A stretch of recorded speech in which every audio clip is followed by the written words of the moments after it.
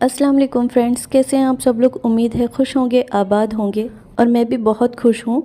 आज मैं आप लोगों के लिए स्नैक्स की रेसिपी लेकर आई हूँ और आप देख रहे होंगे कि मैं यहाँ पर आलू छील रही हूँ, क्योंकि मैं यहाँ पर आलू के चिप्स बना रही हूँ। बच्चों को बहुत ज़्यादा पसंद आते हैं आलू के चिप्स। वो बाहर की पैकेजिंग चीज़ें खाते हैं, तो इसलिए मैंने सोचा कि क्यों ना मैं घर में ही बना कर रख दूँ इन लोगों के लिए, ताकि जब भी इन लोगों को याद आए तो मैं इन लोगों को फ्राई करके दे सकूँ। और वैसे भी अभी गर्मियाँ हैं तो आप इसे बनाकर स्टोर करके भी रख सकते हो। बारिश के दिनों में हमें अक्सर याद आती है तली हुई चीज़ों की, तो आप इसे निकाल कर फ्राई कर सकते हो और बच्चों के टिफ़िन में भी दे सकते हो। यहाँ पर मैंने भी यही सोचा कि इसे स्टोर करके रख देना है मुझे। तो यहाँ पर मेरे पास ना फिटकरी नहीं थी, इसलिए मैं इसे पानी में रात को ही चिप्स बना के रख दूँगी, फिर हमें इसमें फिटकरी डालने की भी ज़रूरत नहीं है। तो इस तरह से देखिए, मैंने यहाँ पर चिप्स कटर लिया है और इसे इस तरह से खिसना है। और चिप्स कटर का आप इस्तेमाल थोड़ा ध्यान से करें, क्योंकि आपका हाथ भी कट सकता है, तो थोड़ा एहतियात ज़रूर बरतें। तो देखिए यहाँ पर इस तरह से चिप्स निकलते हैं इसके, और ये बहुत ज़्यादा पतले होते हैं। और साथ में एक बर्तन में पानी रखें आप।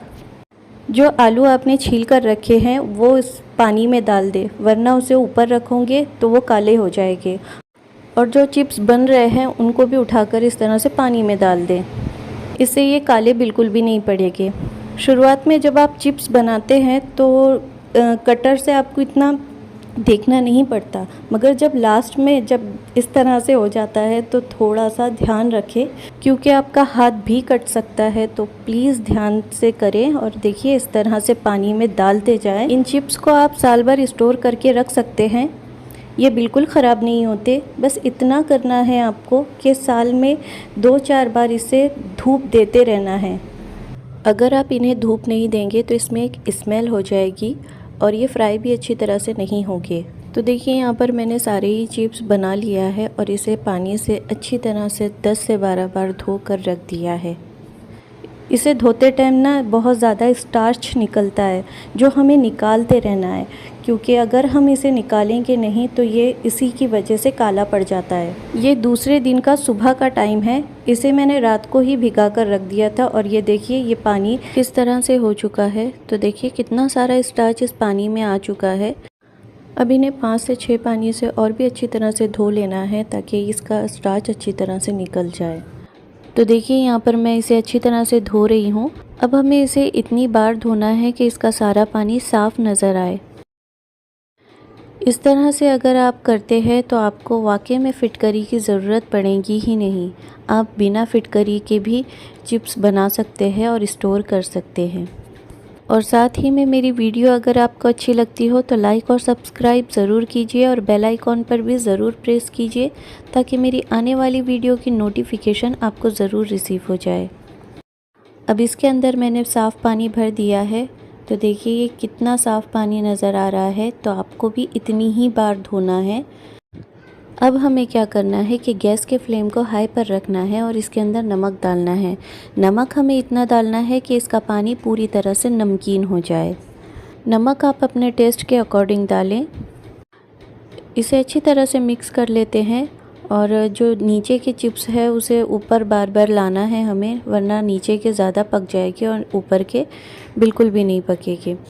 तो देखिए यहाँ जो दूसरा बर्तन था तो मैंने सोचा उसे अलग करते हैं, तो मैंने उसके अंदर फूड कलर डाल दिया और उसे अच्छी तरह से मिक्स कर लिया। इसके अंदर भी मैंने नमक डाल दिया है। अब इन्हें ना दोनों को गैस पे हाई फ्लेम पर रख दिया है मैंने, और बार बार हमें इस तरह से चेक करना है ताकि हमें पता चले कि हमारे चिप्स गले हैं या नहीं। तो देखिए यहाँ पर मैं दूसरे बर्तन का भी चेक कर लेती हूँ। और अब हम ना क्या करेंगे, गैस के फ्लेम को मैंने अभी भी हाई पे ही रखा है। अब हम इस तरह से चम्मच की मदद से इस तरह से हिलाएंगे, ताकि नीचे के जितने भी चिप्स है वो ऊपर आ जाए और ऊपर की जो चिप्स है वो नीचे चले जाए, क्योंकि नीचे का टेम्परेचर ऊपर के टेम्परेचर से ज़्यादा है। क्योंकि हमने गैस का फ्लेम अभी भी हाई पर ही रखना है और बार बार चेक करना है। हमें इसे गर्म पानी में से जल्दी से निकाल लेना है, क्योंकि अगर गर्म पानी में हम इसे रखेंगे तो ये और भी गल जाएगा। हमें सिर्फ 70% ही इसे गलाना है। तो देखिए इस तरह से हमें निकाल लेना है और एक खुले बर्तन में इसे रखना है। अब इन्हें भी निकाल लेते हैं, ये भी अच्छी तरह से हो चुके हैं, तो इन्हें भी निकाल लेते हैं। उसी बर्तन में साइड में निकाल लेती हूँ मैं। देखिए इस तरह से पानी अच्छी तरह से निकाल लेना है हमें। तो ये देखिए मैंने ये दोनों भी निकाल लिया है। अब देखिए यहाँ पर मैं टेरेस पे आ चुकी हूँ और ये चादर मैंने अच्छी तरह से बिछा दिया है। चादर बिल्कुल साफ़ है, धोई हुई है।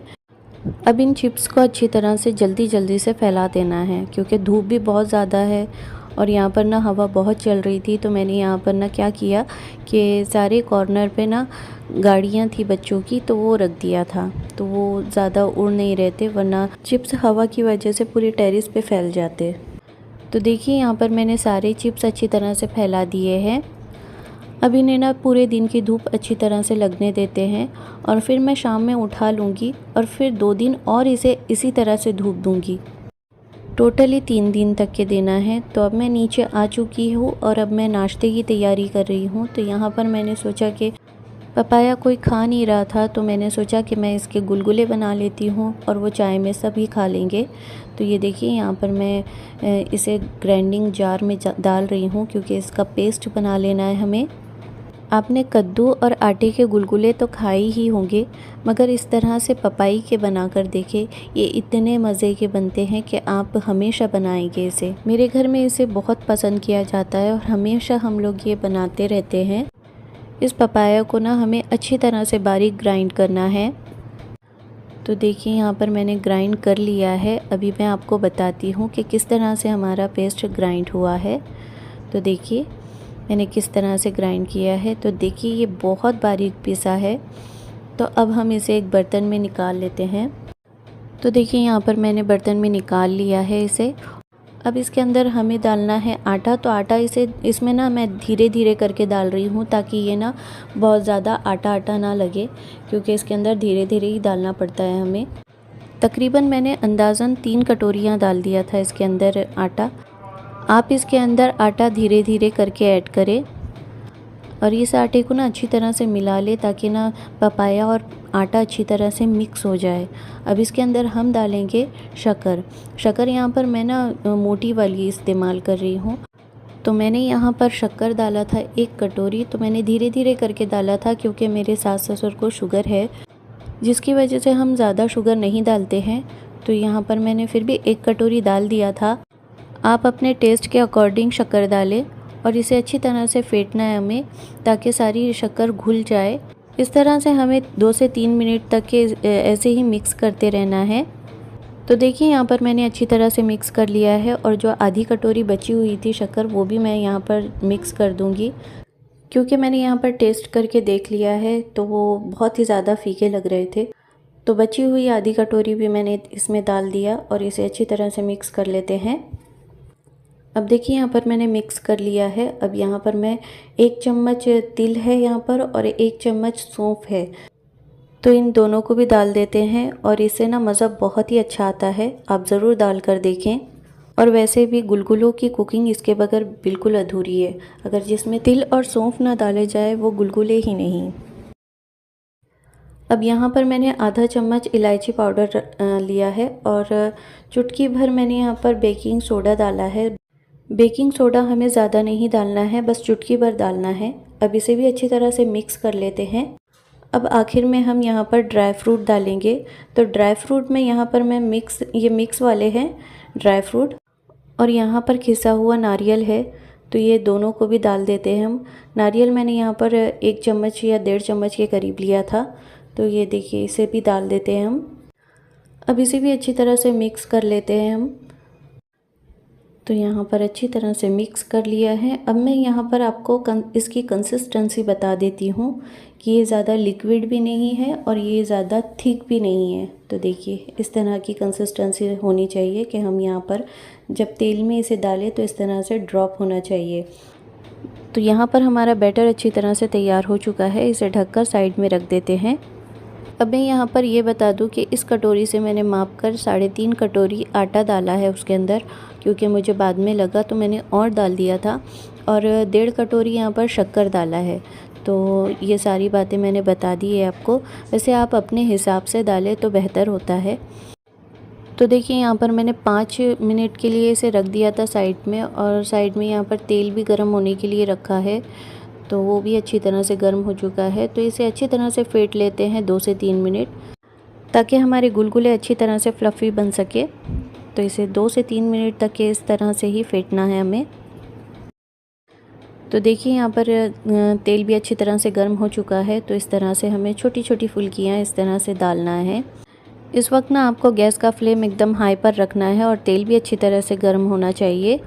और कम से कम 1 से 1.5 मिनट के बाद आप इसे पलटेंगे, वैसे नहीं पलटेंगे वरना ये ना फट जाएगी। तो देखिए यहाँ पर मैंने गुलगुलों की सारी ही फुल्कियाँ इसमें धीरे धीरे करके डाल दी है।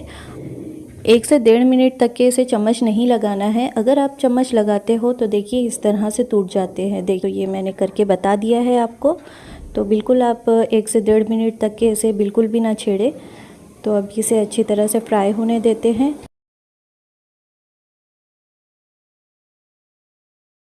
अब 1 से 1.5 मिनट के बाद ना हम इसे लो टू मीडियम पे कर देंगे और इसे फ्राई होने देंगे, ताकि ये अंदर तक के क्रिस्पी भी हो और फ्राई भी हो।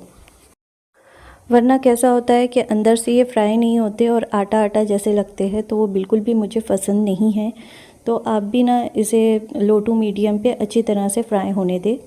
ये गुलगुलों की रेसिपी आपको कैसी लगती है और मेरा व्लॉग आपको कैसे लग रहा है, तो मुझे ज़रूर कमेंट करके बताइए। मैं आपके कमेंट का और लाइक का बहुत बेसब्री से इंतज़ार करती हूँ, तो प्लीज़ मुझे लाइक और कमेंट ज़रूर किया करें। तो देखिए ये लो टू मीडियम पे अच्छी तरह से फ्राई हो चुके हैं, तो इसे निकाल लेते हैं। तो देखिए इसका कलर इतना बढ़िया लग रहा है, और इतने ही आपको फ्राई करना है, वरना ये अंदर से कच्चे जैसे रह जाएंगे। तो साइड में यहाँ पर चाय भी बन रही है, और साथ में यहाँ पर गुलगुले भी फ्राई हो रहे हैं। ये इतने बढ़िया बनकर तैयार हुए थे कि मैं इसकी तारीफ़ भी बयान नहीं कर सकती। आप पपाया के गुलगुले ज़रूर ट्राई कीजिए। तो यहाँ पर चाय भी तैयार हो चुकी है, तो चलिए इसे एंजॉय करते हैं। यहाँ पर मैंने चाय को बढ़िया से एंजॉय कर लिया था, और अब मैं यहाँ पर सब्ज़ियाँ तोड़ रही थी और इसे साफ़ कर रही थी, क्योंकि ये देखिए यहाँ पर ये येलो येलो हो चुका है समार, जिसकी वजह से दूसरा भी समार ख़राब हो जाता है। तो इसलिए हमें साफ़ करके ही रखना चाहिए, और ये ना थोड़ा नम नहीं होना चाहिए, अच्छी तरह से सुखाकर इसे रखें आप। अब इन सबको ही ना मैंने फ्रिज में अच्छी तरह से रख दिया था पॉलीथीन में डाल के। जब भी मुझे बनाना होगा तो मैं निकाल कर इसे बना लूँगी। अब तोड़ने की कोई झंझट नहीं होगी। अब यहाँ पर सबके नाश्ते वगैरह सब हो चुके थे, तो बच्चों की एक डिमांड आई कि हम लोग खाना नहीं खाएंगे, हम बर्गर खाएंगे। तो चलिए मैंने सोचा कि बना देती हूँ, क्योंकि आज संडे भी है तो कुछ स्पेशल बनाना चाहिए इन लोगों के लिए। तो यहाँ पर मैं बर्गर बना रही हूँ। तो यहाँ पर मैंने मीडियम साइज़ के 4 आलूओं को अच्छी तरह से मैश कर लिया है। तो पहले इसे बॉईल किया और इसे मैश कर लिया है मैंने। अब इसके अंदर एक मीडियम साइज़ की प्याज फाइन चॉप की हुई डाल देंगे, और साथ में नमक डाल देंगे आधा चम्मच। और अब आधे चम्मच से थोड़ा ज़्यादा ज़ीरा पाउडर डाल देंगे, और अब डालेंगे आधा चम्मच चाट मसाला, और अब डालेंगे आधा चम्मच गरम मसाला पाउडर, अब आधा चम्मच चिली फ्लेक्स, अब 1 चम्मच डालेंगे हम धनिया पाउडर। अब इन सारे ही मसालों को हम अच्छी तरह से मिक्स कर लेते हैं। ये जो बर्गर मैं आपको बता रही हूँ ना, इसका मज़ा बिल्कुल ही अलग है, और जो हम बाहर खाते हैं ना उसकी तरह इसका मज़ा होता है। अगर आप ये किसी को खिलाते हैं तो वो ये पहचान नहीं पाएगा कि ये घर में बना हुआ है, वो यही समझेगा कि ये बाहर का बना हुआ है। तो देखिए यहाँ पर मैं इसकी टिक्की बना रही हूँ। आपका जो बर्गर बन है उसके हिसाब से इसकी टिक्की बनाइए आप। अच्छा, मैंने यहाँ पर जो बर्गर बन लिए हैं तो वो मुझे बहुत ही ज़्यादा लोकल मिले थे, क्योंकि संडे का दिन था। सारी ही आसपास की शॉप ना बंद थी, और सिर्फ बर्गर बन के लिए कोई भी सिटी जाने के लिए तैयार नहीं था। तो हमें जो भी मिली यहाँ पर, जो भी अवेलेबल थी, वही मैंने यहाँ से मंगवा ली थी। तो चलिए मैंने सोचा कि मैं आप लोगों के साथ में ये बात को शेयर कर लूँगी, तो इसीलिए मैंने आप लोगों के साथ शेयर कर ली है। तो देखिए यहाँ पर मैंने एक बर्तन में 1 कटोरी मैदा लिया है और आधी कटोरी चावल का आटा लिया है। अब इसके अंदर हम टेस्ट के अकॉर्डिंग नमक डाल देते हैं, और अब डालेंगे हम 1 टीस्पून ओरिगैनो। अब इन सबको अच्छी तरह से मिक्स कर लेते हैं, और अब इसके अंदर धीरे धीरे करके पानी शामिल करेंगे, क्योंकि हमें इसका लिक्विड बनाना है। ज़्यादा लिक्विड नहीं करना है हमें और ज़्यादा थिक भी नहीं रखना है। तो देखिए इसकी कंसिस्टेंसी बस इतनी ही रखनी है हमें। तो देखिए इसकी चम्मच के ऊपर इस तरह से लेंगे तो इसकी लेयर किस तरह से बन जाती है। तो ये परफेक्ट है हमारे लिए इसकी कंसिस्टेंसी। तो देखिए यहाँ पर ब्रेड क्रम्स लिए हैं मैंने, तो ये ताज़े ब्रेड क्रम्स है। आपके पास अगर ड्राई ब्रेड क्रम्स है तो वो भी आप ले सकते हैं। तो ये देखिए ये टिक्की को मैंने इस लिक्विड में डाला है और इसे ना इस तरह से चम्मच के ऊपर ही रखें तो आपके लिए आसानी हो जाएगी। अब इसे उठाकर ना हम डाल देंगे इस ब्रेड क्रम्स में। अब इसे हाथों की मदद से अच्छी तरह से ब्रेड क्रम्स लगा लेंगे। तो इसे दबा दबा के लगाना है, हमें दोनों तरफ से लगाना है। तो ये देखिए हमारी बिल्कुल तैयार हो चुकी है टिक्की। तो ये अच्छी तरह से लग चुकी है। ये देखिए ये अच्छी तरह से तैयार हो चुकी है और इसे एक साइड पे रख देते हैं। तो देखिए ये बिल्कुल परफेक्ट तैयार हुई है। इसे ना आप 10 से 15 मिनट के लिए फ्रीज में रख दें तो अच्छी तरह से ये सेट हो जाती है। तो देखिए यहाँ पर मैंने फ्रीज में तो नहीं रखा था, इसे डायरेक्ट ही डाल दिया। तो ये देखिए सारे ही मैंने बना लिए हैं। अब इसी तरह से इसे डीप फ्राई कर लेते हैं हम। अच्छा, तेल अच्छी तरह से गर्म होना चाहिए। ठंडे तेल में इसे बिल्कुल भी ना डालें वरना ये बिखर जाएगी। और कभी भी कोट की हुई चीज़ को ना जल्दी से चम्मच बिल्कुल भी ना लगाए, क्योंकि इसकी कोटिंग उतर जाती है। तो इसलिए देखिए मैंने यहाँ पर एक तरफ से अच्छी तरह से फ्राई हो चुका है, तो अब ये दूसरी तरफ से इसे पलट देना है। तो ये देखिए कितना अच्छा कलर आया है इसका। इसे भी अच्छी तरह से पलट देते हैं। तो थोड़ा देख कर करिए ये प्रोसीजर, क्योंकि आपके हाथ पर तेल भी उड़ सकता है। तो देखिए यहाँ पर अच्छी तरह से फ्राई हो चुके हैं, तो इसे निकाल लेते हैं। देखिए यहाँ पर मैंने थोड़ा डार्क कलर रखा है इसका। आप चाहे तो थोड़ा लाइट गोल्डन भी रख सकते हैं या डार्क गोल्डन भी रख सकते हैं, यह आपकी अपनी चॉइस है। तो इन टिक्कियों को रख देते हैं साइड में। और अब हम एक मज़ेदार सॉस बनाते हैं। तो यहाँ पर मैंने एक बर्तन लिया है और इसके अंदर डाला है 1 कप दूध और साथ ही में मैं यहाँ पर 1 कटोरी मोज़रेला चीज़ डालूँगी। और अब डालना है हमें 1 चीज़ स्लाइस। तो ये चला गया स्लाइस चीज़ का। यहाँ पर आप चाहे तो चेडर चीज़ का भी इस्तेमाल कर सकते हैं, मगर यहाँ पर मैंने ना मोज़रेला चीज़ डाली और चीज़ स्लाइस डाली। तो ठीक है, तो यहाँ पर अच्छी तरह से इसे मिक्स कर लिया है हमने। अब यहाँ पर हम डालेंगे 1 टीस्पून ओरिगेनो। ओरिगेनो ना इसमें ज़रूर डालें, क्योंकि इससे बहुत ही अच्छा टेस्ट आता है। तो इसे भी अच्छी तरह से मिक्स कर लेते हैं। और गैस के फ्लेम को हमने यहाँ पर लो टू मीडियम पे रखना है और इसे एक उबाल आने देना है, क्योंकि हमारा सारा चीज़ यहाँ पर मेल्ट हो चुका है। वैसे ही हमें गैस को बंद कर देना है। अब यहाँ पर हमारा सॉस बिल्कुल तैयार है, इसे रखते हैं साइड पर। और अब हम बर्गर बन को इस तरह से टोस्ट कर लेंगे। तो यहाँ पर मैंने पैन के ऊपर बटर लगा दिया है। तो देखिए यहाँ पर जो बर्गर बन हमें मिले हैं तो ये इस तरह से मिले थे। तो ये देखिए अब मैं क्या करूँगी, ये मेयोनीज इस पे लगा देना है, हमें सारी तरफ से अच्छी तरह से कवर कर देना है। अब यहाँ पर हम कैबेज के कुछ पत्ते इस तरह से लगा देते हैं। अब 2 से 3 अनियन रिंग्स रखेंगे। और अब जो हमने आलू की टिकिया बना के रखी हुई है वो इसमें रख देते हैं।